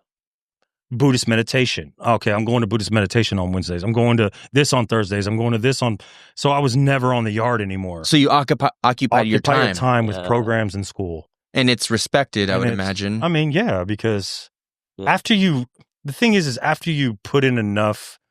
I guess you can't say enough work or whatever, but like once you've already shown them that you're not lame or whatever, then it's they're not on you as much. Yeah. Fuck. And what do deposits look like? 2 packs of ramen. 2 ramen. Honestly, I do believe that people were paying up front, bro. No way. Yeah, because I do remember, like, even when I was doing portraits, if the portrait was $200, I'd like, I want $100 up front, and they'd pay me $100. But then you're in fucking debt to them now. Yeah. So now you better bring that portrait or there's going to be problems. You know what I mean? So it's a way different thing than out here. Someone cancels an appointment. Or imagine that. Imagine like someone pays a $200 deposit and you cancel the day of and they come and whack you. I just got killed. No call, no show. For a fucking portrait. I learned a lot. I went through a lot. It was great. I mean, I do believe that it happened for a reason. It brought me to where I'm at today. I mean, obviously being out, I feel like there's a lot of shit that I still go through, like after experiencing that I'm still like trying to figure out in society. Yeah. But I think overall it made me a better person. It's pretty clear, man. Yeah. Where your head is at, it sounds like you did the work and I'm sure did it's the time. Not a fucking place you want to go back to. You know what I mean? It's like, all right, I've fucking been there a couple of times and I fucking got to learn my lesson. I mean, sometimes it's funny too how your brain can fucking play games on you. And I look back at those times and I like glorify it. Not glorify it, but like, yeah, man, I really had a good time. And that was like, but it wasn't fun, bro. Not being able to call somebody or like text people or like see somebody when you wanted to see them. I went years without ever talking to people. And that does permanent it fucks you damage, up. I would imagine. Being in the hole, like I was in the hole for like 6 months. Or like someone telling you like, today there's no yard, and then there's no yard for 6 months. God damn. Well, I'm glad you made it out. You're here. I did, yeah. It's quite the story to tell. That's nothing though. There's so much more to the story of that. But it's, I don't even really like to talk about it that much. Because I don't want to like glorify it. I don't think anything of, that, like even going through that's not something that's cool to me, kind of ashamed of it, honestly. It's funny that you say that, or not funny, but interesting. I mean, obviously this is to like a lower degree than what you've been through, but like, I'm sober now and,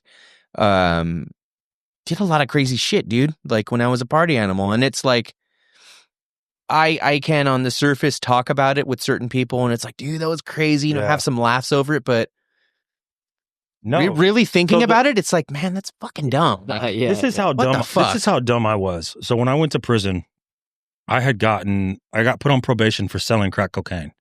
So I was selling crack cocaine in San Diego. I got put on probation. So you have to drug test. I kept popping dirty on the drug test. So I went to the probation office. He goes, "Hey man, you come back in next week with a dirty test, I'm taking you to jail." I was like, yeah, whatever. Back then, I didn't give a fuck. Yeah. I was like, jail doesn't mean shit to me. I'd been to jail like 1,000,000 times. Yeah. I pop dirty. They send me to jail. They send me, do 60 days in the county jail. I get out to get released to a program. The program denies me. So I go smoke meth. I get high at my homie's house and smoke some meth. Lost my mind, fell into a psychosis, jumped in somebody's car. And that's when I went to prison. I was out fucking 12 hours before I was back in doing fucking 9 years. Shit. God damn. Because of drugs, bro. Like, that's how crazy addiction and you know what I mean? Like it's just that's fucking wild. Turns you into somebody that you're not, you know what I mean? Like I mean fucking to just not in your fucking right mind, you know what I mean? Like I believe in divine intervention though. I think that day was the turning point? A turning point where God was like, "No, we're shifting your trajectory. You're going And at the time you don't see that. You're like, "For me, fuck the system, fuck the cops, fuck everybody," and like you really have to realize and you sit down and take accountability for the shit that I'd done previous that I never even got caught for. Yeah. That like now I'm having to pay for in like a karmic debt, basically. Yeah. And even up in here, Yeah. like you have to live with that. Yep. And also like you have a choice to either fucking keep on that fucking route or face the consequences. And that's kind of or switch it up and be like, you know what, man, like what the fuck am I doing? You know, I'm not. It happened because I'd gotten into, I'd done what they call a removal, which is you take someone off the yard. Yeah. And so I got put in the hole for that. And the turning point was I'm in the hole, sitting in the hole, and I'd applied for school before that. Mm-hmm. Me, I never thought that I was smart enough to go to college. I never thought that I could ever get a degree. I didn't get my GED till I was like 25 or some shit.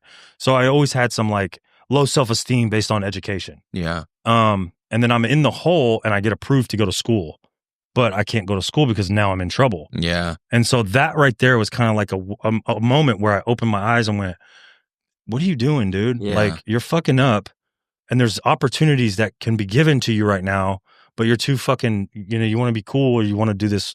It's just, it was just kind of a turning point, Yeah. And later on, I think like 6 or 7 months after that is when I started going to college. Fuck, dude. Now I have a degree. The degree, man. Smart. Yeah. And that's what my life path was going to be, which I might do eventually, is art therapy. I like teaching. I like teaching kids. When I got out of prison, I applied to San Diego State. Yeah. I got approved, bro. I got approved to go to San Diego State, which I'd never even thought that I could ever go anywhere like that, you know? But I had some months where I had to do something. Yeah. And I was like, maybe I'll just tattoo just to kind of like make some money. And then, like I said, those mandalas, man, motherfuckers were eating them up. Start eating them up, bro. Striking when the iron is hot. Dude, Let me put school on the back burner real quick, dude. Yeah, and I started out doing the mandalas as a $300 special because I wanted to build my portfolio. So I was doing, my goal was to do 300 mandalas at $300 a piece. And I did about 40 before I was like, I can't do this. Isn't sustainable. Like, there's no way. Because they were like, everyone was getting tattooed, bro. It was like, they were coming from Oakland. They're coming from all over the place to get, a $300 mandala. And I was doing them however big they wanted. Dude. Yeah. Yeah. There was no size restrictions because I wanted my portfolio. If you go look at my portfolio, go down to like 2021, 2022, you'll see all those first mandalas I started doing. And that was. When you started tattooing, you said you dabbled in the lettering and stuff like that. Did any other styles appeal to you, or I wanted to do neo-traditional. Like that's kind of what I thought I wanted to do. Yeah. But I never had anyone near me in proximity that I could even learn from, So I had to take like the uncharted, had to take my own path. Yeah, but now it was mostly lettering and then just walk-in stuff, dude. Like anything that anyone wanted. Yeah. I remember I worked at a shop and the guy was like, someone came in for like a realistic color dandelion. Yeah. And I'm freaking out going, I called him. I'm like, bro, I don't know how to do this. He goes, figure it out. And I'm like, how? You called who? The shop owner. Because basically you couldn't say no to anybody. If anyone came into that shop, you had to tattoo them. And so I'm like, how do I fucking do this? So I had to go look at a magazine. Yeah. I'm looking at a magazine, having to deconstruct how they did it. Like, oh, okay, they took that little brown. So this is pre-fucking Instagram and fucking... bro. And I'm having to like figure out how someone did a realistic color, Yeah. I don't even know if it turned out well.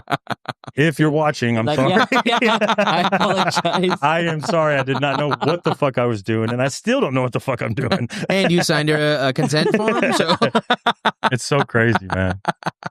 When I first got into a shop, I didn't know what the fuck I was doing. Yeah. But you're like, I'll fucking fake it till I make it. You know what I mean? Yeah. Like, fuck, fuck, I could do that. There has been so many times I've gotten too deep into a tattoo going, why did I do this? I don't know what the fuck I'm doing. Dude, there's been so many times.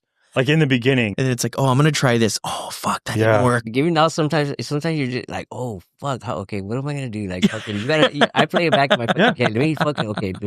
And then as you go, you're like, all right. And then it just falls into place. I learned from an artist that was in the game at the time, I think like 15 years. And I didn't have a traditional apprenticeship, but he taught me how to tattoo. Yeah. So it wasn't until a friend of mine reached out to me and was like, hey, I know this shop that's looking for an artist. So I went and they interviewed me, and I was so fucking nervous. Like the first tattoo, like I didn't even know how to price a tattoo. Like, and it was way more than I was charging. Yeah. Like, and it was like a simple sentence, and I was just like in my head, like, I want to charge $30 for this. Yeah. James, the shop minimum 60. Bro. What the fuck are you charging? Well, what am I supposed to do then? But so I asked one of like the artists that was there for a while, and he was like, I would do it for $100, and I was like, $100. You're crazy. You're out of your mind. Yeah. So I told them they were cool with it, and I was like, all right, this is gonna be okay. Yeah. I miss In my those head. days though. They were so much fun. The excitement Yeah. behind it all. Yeah. You'd like be so stoked to just do anything. Anything. You're in the shop and you're fucking there till fucking 3 Yeah. in the morning, just 12 to doing 12, whatever the dude. fuck. You know, if somebody came in at fucking 10 p.m., fuck yeah, I got time. Let's Yeah. go. You know what I Yeah. mean? You're just like It's not there, like bro. that now. No, hell no. Now I'm like, dude, it's 5. I'm done, bro. I'm like, hey, the sun's down, bro. Like, Yeah. fuck, and it's 5 o'clock. We're like, I'm fucking done, dude. Do you think that's old age? Like, do you think it's because we're getting Yeah. older? Yeah. Because I felt like when I was Yeah. younger, I could tattoo 7 days in a row. Yeah. There's just something about it where I just would rather not be tattooing into the night. It's mentally draining. First of all, you're fucking staring at something and for fucking 6-7 hours, and you're just like, fuck, dude. Like, my eyes are fucking bugging out. My Yeah. back's fucking hurting me. Like, it's just, yeah, you're getting fucking older. You know what I mean? Like, back in the day, you had so much fucking energy, and you're just, you know, you're young, bro. You know Oh, what I mean? yeah. It's like, And then it's fucking go to bed and go right back to the shop. yeah, Yep. or fucking just sleep at the shop and wake the fuck up, you know? And do There was it all times I over lived in the tattoo shop. Yeah. again. I did too, bro. I was going through a rough one, dude. Yeah. But I was like back then I was smoking meth. Yeah. Yeah. And like I was bringing fucking hookers in there and doing crazy. So you were staying at the shop. I You was- weren't sleeping at the shop. I was not sleeping. No. Yeah, those days were fucking, man. I'm glad I made it out of that Yeah. shit. Jesus. Yeah, I lived at the shop for a while too, man. Fucking after my divorce, I was like, I ain't got nowhere to go. You know? But yeah, for me, I think in my head because I'm like, I'm fucking living at the shop. I'm waking up, you know, in the morning. Fucking, I'd go out, fucking have some coffee or whatever, right? Come Yeah. back and work. But you have to fucking like get out of there because you're just fucking there. It's cabin fever, bro. You know what I Yeah. mean? Like, All right. A lot of people are starting to use AI for a lot of things now.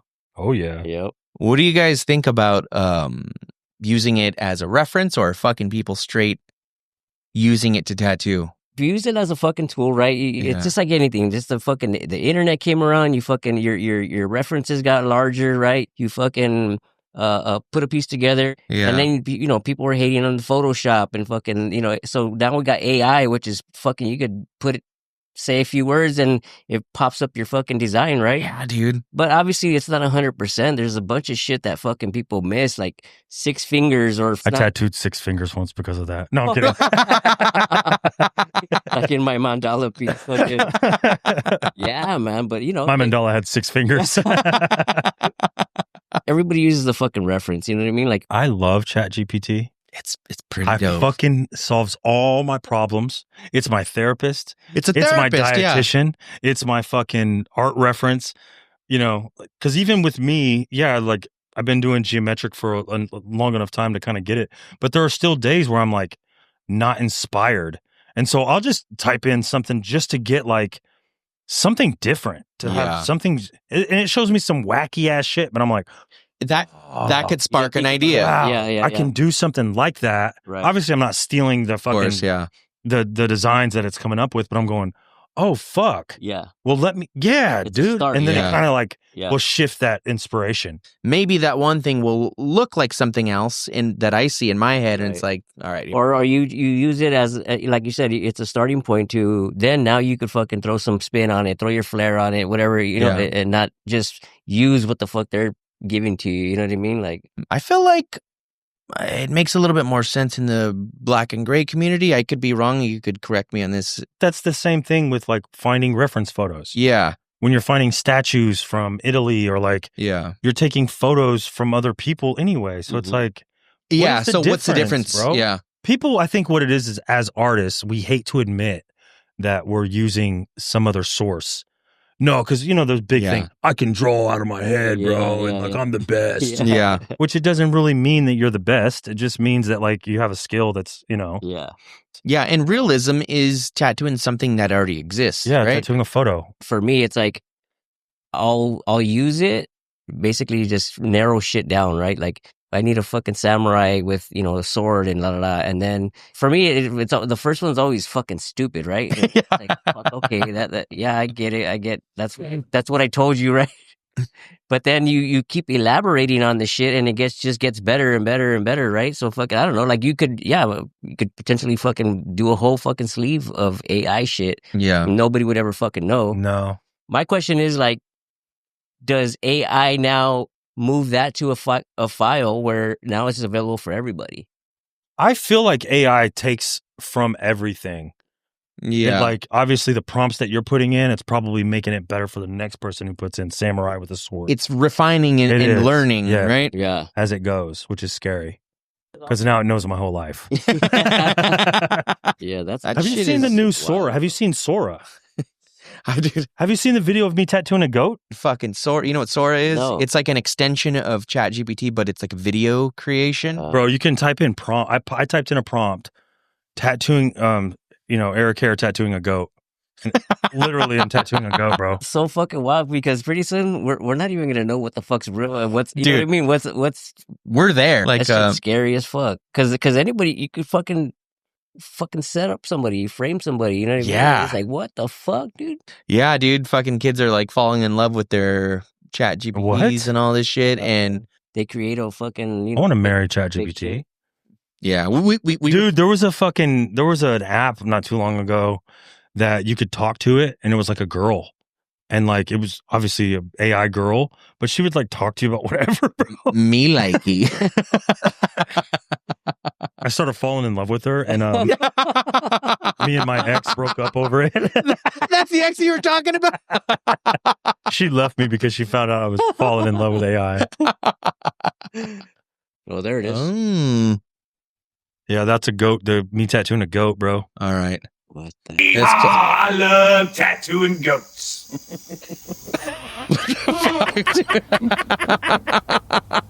It uses my face. Yeah, dude, you can type in anything, bro. They should have shaved his fucking back. That would have been sick. Dude, that's so cool.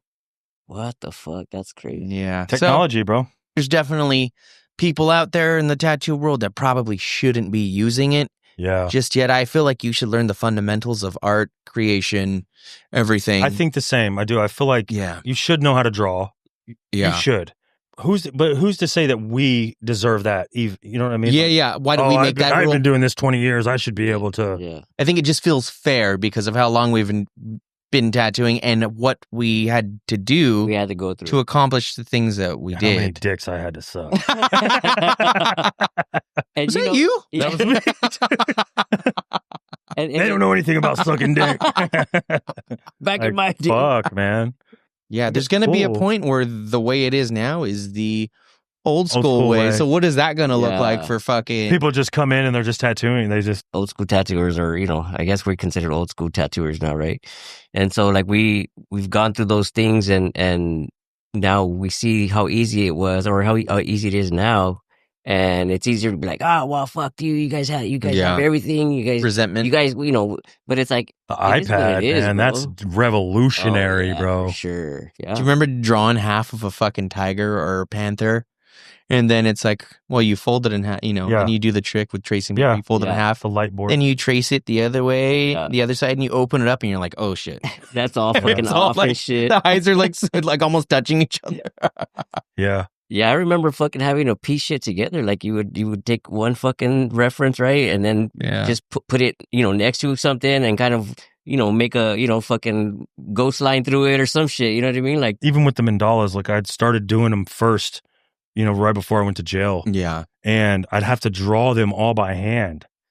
Was that the fucking fold the paper 5 times trick? I didn't even know that trick. No, I just used a compass and then a protractor, and then just drew every petal. That's wild, even dude. Back then, when I drew something, like I'd done a few mandalas, and I don't remember ever them being like, "Oh, can we make this like different?" Yeah. If earning iPad rights is a thing, dude, you earned it by doing them by hand all day. At the end of the day, though, if that iPad breaks, I can draw it by hand. Yeah. I can freehand it on the fucking body if I needed to. If it breaks, we can do it, which It'll we never can. break. I'll buy another iPad. I'll Because buy another one. I have an extended warranty. I have Apple Care. But no, and when we say what are these youngsters going to do that don't know how to draw? They're just going to reschedule. Yeah. What about when you do a piece, right? Everybody's different. It's size wise, fucking proportion wise, you know what I mean? Do you, after you lay the stencil down and notice fuck, this is not flowing right, what do you do at that happened point? to me the other day. I drew it on paper and then I put it on him and I was like, yeah, man, I like it. He looks in the mirror like, hell yeah, that looks good. And I was like, dude, that needs to be bigger, bro. Yeah. And he's like, really? I go, yeah, bro. It doesn't look, it's not going on, it's not fitting your arm right. Yeah. Yeah. And so having to resize it. And thank God he was like, yeah, dude, bigger's better. I'm like, thank God, bro. Because most of the time people want it smaller. Yeah. And I always have a hard time telling people, you should go bigger because in my head, I don't want them to think that, oh, this motherfucker's just trying to make more money off of me, Well, usually what I'll do in those cases is tell them it's not going to cost you any more. All right. So we have a reoccurring segment where we have our listeners send in questions or send in stories that they need advice on or things that are happening. We call it the tattoo. What do we call it? It's not the cover up. No, it's not the cover up. Tattoo therapy. Yeah. Okay. I think that's what we're calling That's cool. it. And these are all anonymous? These are all anonymous. All right. How are you guys at giving advice? I'm great. Yeah? I'm just not good at taking my own advice. Yeah. I'm a fucking therapist. All right. So we have 2 questions from a listener. Question 1. Girlfriend consistently leaves used tissues around the home. Doesn't clean up toilet after going. Number 2. Leaves water bottles that she hasn't finished around home. Leaves her clothes all over floor. What to do? She's professionally accomplished and educated, so she should have self-awareness to not do these things. What should I do? I don't mind cleaning after her, but it's not cool. How would you guys deal with that? I had would. The slob of a girl. I think I would just say if it bothers you, take care of it. Oh, wait a minute. What do you mean by take care of it? if it bothers you, take care of her. Just get rid of her. No, I would say, if you really love the girl, if you really care about her, and it bothers you that she's leaving half water bottle, drink the rest of the water, bro. Yeah. Feed the plants. Yeah. If she's leaving tissues out, pick them up. Yeah. Or hide the toilet paper. Hide the tissue, bro. There's no tissue in the house. Then she'll use your fucking shirts as a snot rag. I don't know. I don't think those are big issues. It's not like that's doable. I could live with that. I think if he's like a fucking one of those clean freaks and fucking it really fucks with them. Dude, say something to her, mention it to her, and if it keeps happening, then you gotta fucking obviously. It leaves a bad taste in your fucking mouth, and you don't want to spend the rest of your fucking life with that shit. You know what I mean? Obviously, you guys have some issues to deal with, and fucking they need to be handled. And talk. Obviously, you talk with her and fucking let her know how you feel, right? Yeah.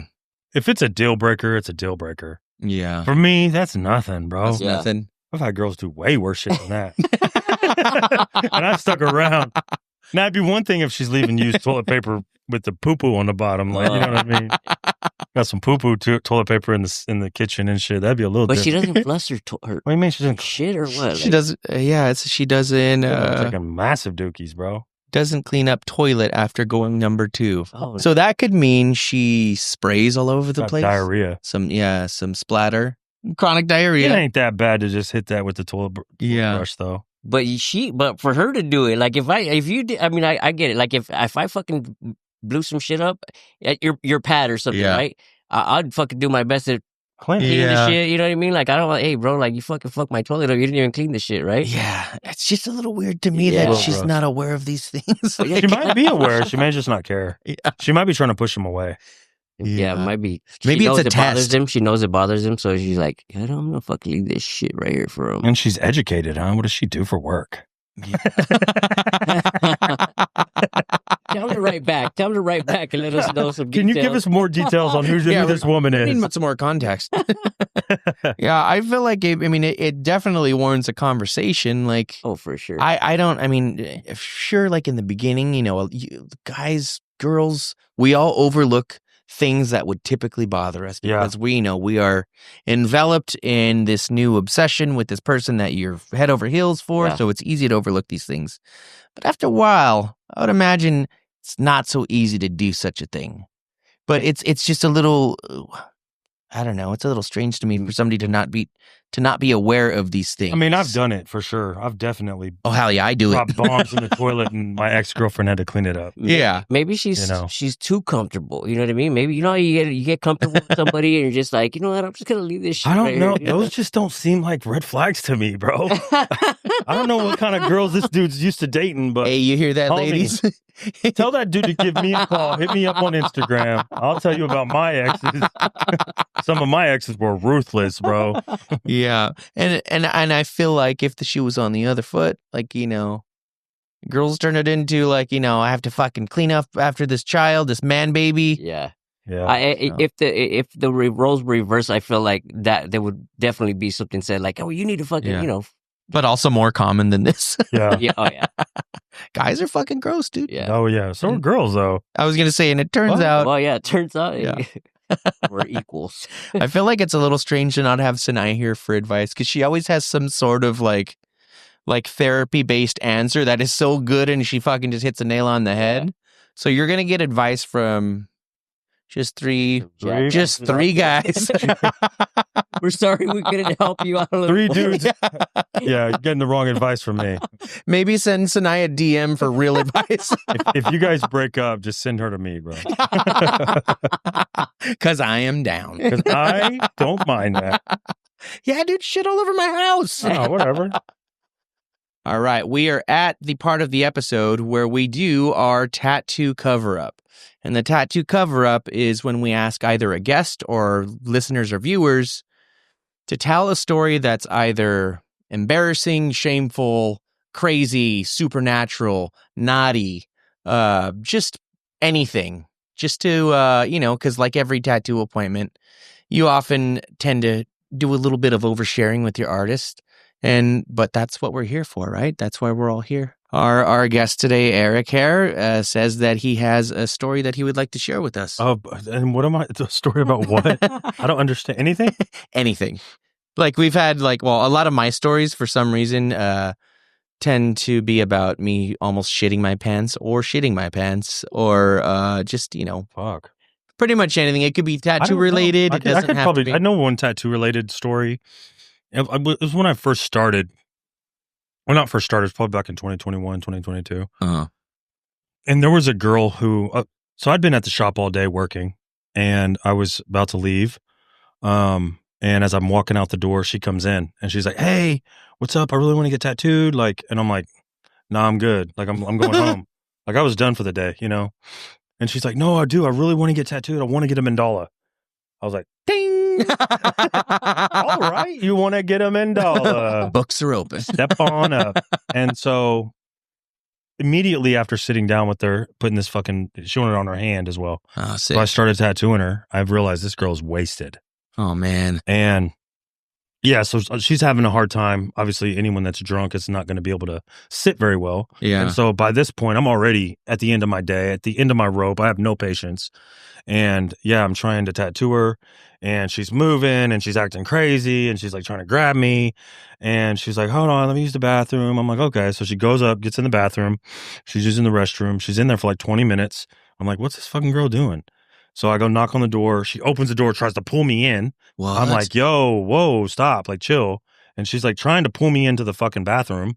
And I'm like, "No, quit." And she's like, "No, I just want to fuck you. Like, come on." And I'm like, "No, back up, chill." I was like, "No." I was like, "Let's sit down. Let's finish this tattoo."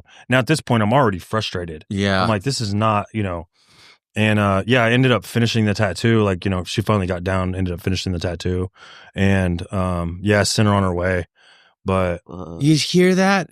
Tattooing is so hard. Yeah. you know what's funny though is like most people think you're a tattoo artist and that kind of shit happens all the time. Yeah. It's like the one time it's ever happened. And that's the thing. It's like the one time. You know what I mean? Why did the girl have to be drunk? Yeah. Like, If she was sober, it would have been different.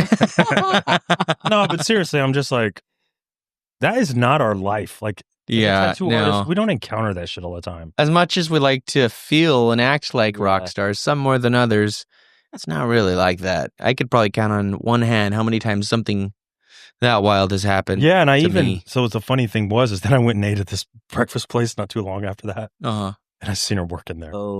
I don't even think she recognized me. But yeah, it was pretty.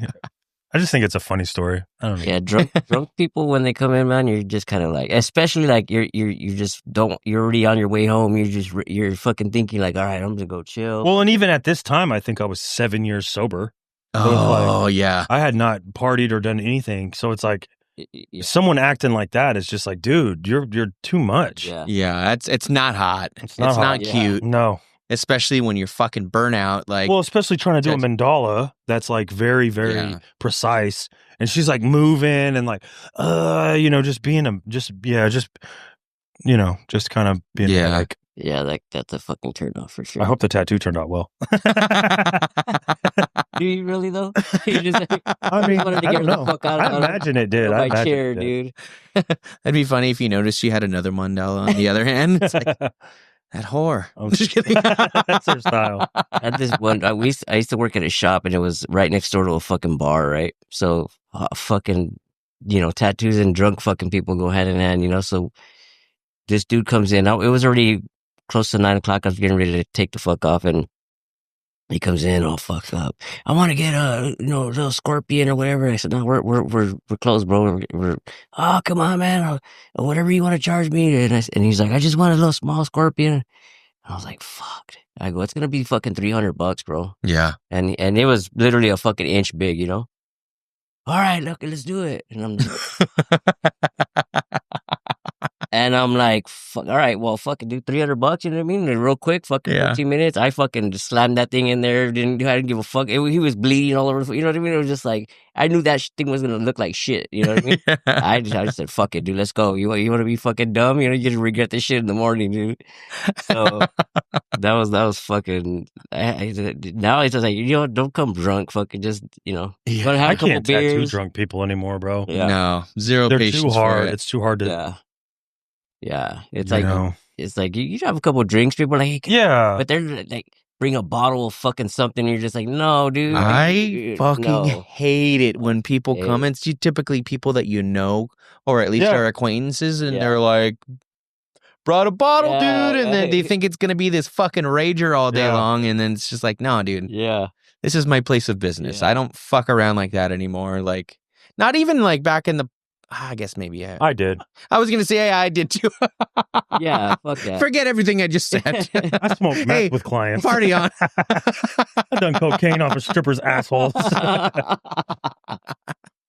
But yeah, like there's a time and a place for everything. You know what I mean? Like, yeah, but I feel like when you get to a more professional level, it's not needed, bro. No, it's like get drunk after. Yeah, go drink after. We don't need to have that here. Yeah, and I was like we were talking about earlier. I feel like that atmosphere in tattoo shops is kind of a thing of the past, at least in my experience. And the tattoo artists that I know personally in their shops and everything, that's not a thing. It's not really a thing anymore. It's not. Yeah, you have people asking every once in a while, like, "Hey, can I drink some beers or can I?" Yeah, you can have a couple of beers, bro. It's not gonna affect anything. You know what I mean? But don't come in all fucked up. You know? Because, a bottle deep. Yeah. Whiskey and all fucked off. And, like there's people that when they ask, and it also depends on who's here. I'm not trying to fucking have somebody rage in front of a bunch of other clients and stuff, and it's like that's not what this is. Yep. This is not that atmosphere to do so, but every now and then it's like a friend or whatever, and like, yeah, you could have one or two. Yeah. But there's some that will ask that I know get out of hand, and it's like, nah. Like we don't allow that anymore. Yeah. And they start yelling and like laughing extra hard, fucking moving around, talking on the phone, like, oh my God, babe, this hurts. And it's like, Let's just get that. That shit's not cute. I'm not trying to deal with that shit anymore. Yeah. I want to be home. Yep. I want to be home by 6, 7 the latest. Like, even this shit's taking too long. You know, what time are we doing? On that note, thanks for stopping by, Eric, dude. Thank This you. was fucking I've had rad. fun, man. Yeah. You've got a crazy story. I'm glad you are thankful or grateful you were willing to share it with us. Yeah. And be vulnerable and all that. And I reached out to you guys a while back too. yeah, dude. I think I had something scheduled in July. Yeah. Yeah, and then I went through a breakup and destroyed my whole fucking well-being for a couple months. Yeah. But you made it back. I made it back, dude. Resilience. Yeah, made it back. Yeah. Much You better. have the tools. You know what to do, when to do it, how to Yep. do Crack it. cocaine. The best tool. The best crack.